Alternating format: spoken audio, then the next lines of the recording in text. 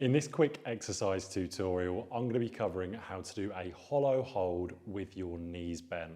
So this is a regression of the hollow hold. Maybe you've tried the advanced version and you're not quite there ready for it. This is one that you can start to do the hollow hold and build up to that advanced version over time. So I'm going to show you both and what the difference is. All you need is a mat for this, and I'm going to start off laying on my back. So once you're laying on your back, you want the whole of your spine completely in contact with the mat. You're going to bring one leg up at a time.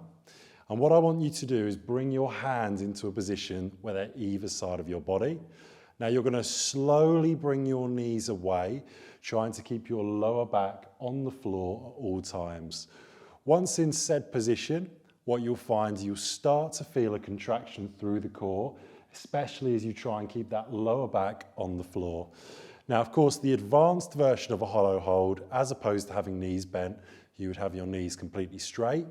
If you're in this position and you can feel your core working, when you get tired, what a lot of people will do, especially if they're going for, let's say, 30 seconds, then at 20 seconds, their back starts to round.